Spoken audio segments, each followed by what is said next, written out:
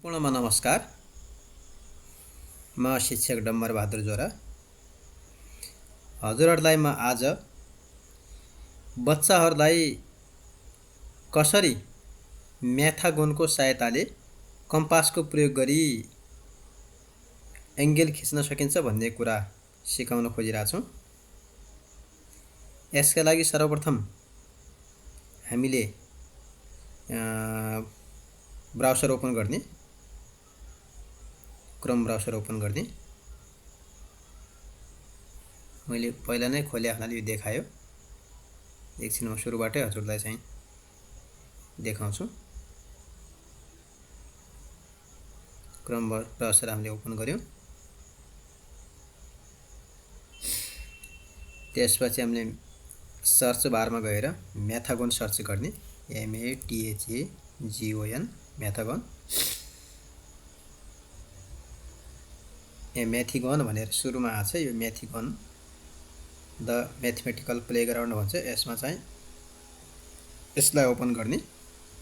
त्यसपछि यस्तो इन्टरफेस देखिन्छ। यसमा लन्च पोलिप्याड भन्ने छ। यो लन्च पोलिप्याडमा जाने।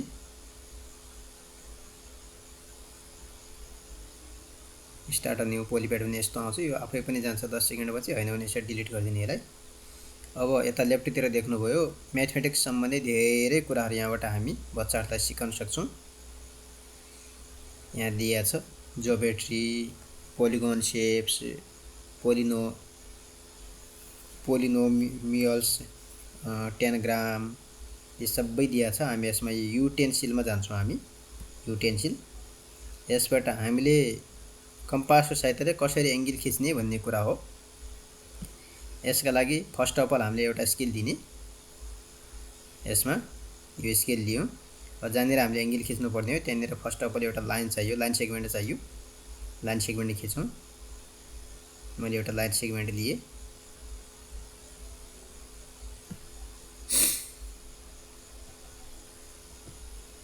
अब यो एउटा हाम्रो लाइन हो। यो लाइनको नाम AB राखौं अथवा BC राखौं।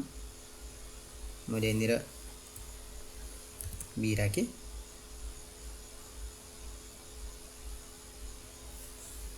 यहाँनिर C राखेँ। यो लाइन BC भयो। अब यो पोइन्ट B मा अब कम्पास सहायताले हामी 30 डिग्रीको एङ्गल खिच्छौं, 60 डिग्रीको एङ्गल खिच्छौं सुरुमा। जस्तै मैले कम्पास लिए, यो कम्पास लिए। यसलाई यसरी यहाँबाट यसरी घुमाउन मिल्छ। यसलाई यहाँबाट दायाँ बायाँ गर्न मिल्छ। अनि यहाँबाट यसलाई चाहिँ लेख्न मिल्छ। यताउता सार्न मिल्छ। यहाँबाट यसरी यसलाई उ गर्न मिल्छ। मैले एकछिन यो मेटाइदिन्छु। यो आवश्यक थिएन हामीलाई।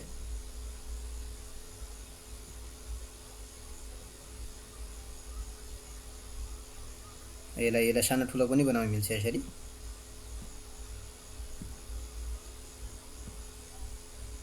अब फर्स्ट अफ अल यो निडललाई B मा राख्ने र अब एउटा चाप लिने।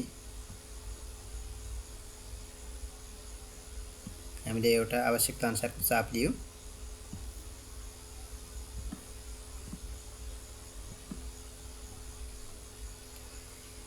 अब हामी चाप लिसकेपछि यो अहिले भर्खर खिचेको चाप र यो BC लाइन सेगमेन्टले एकअर्कालाई मिट गरेको पोइन्टमा हाम्रो निडल राख्ने र फेरि चाप लिने।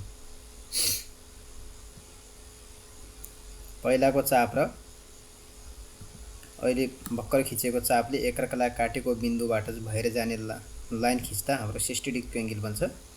यसका लागि हामीले स्केल ल्याउने।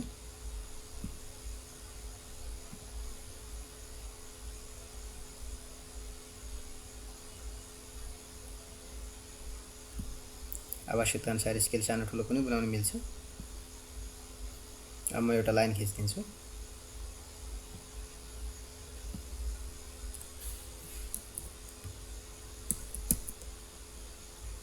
पुरै मेटियो, नमेटिनु पर्ने। यता टच भइसक्यो।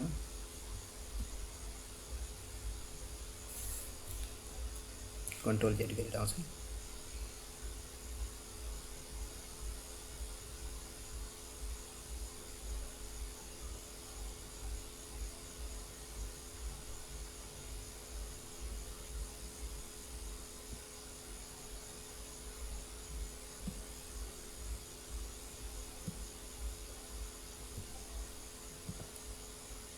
ल अब यो पोइन्टको नाम A राखिदिने टेक्स्ट बक्समा गएर। अब हाम्रो यो ABC कति डिग्रीको एंगल भने 60 डिग्रीको एंगल भने।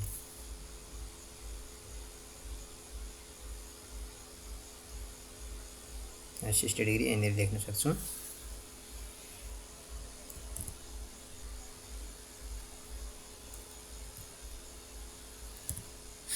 यो 60 डिग्रीको एंगल भने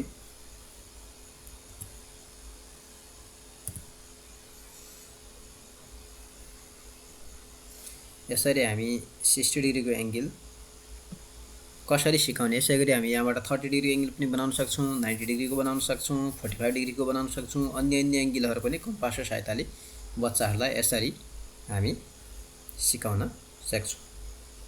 हस्, धन्यवाद।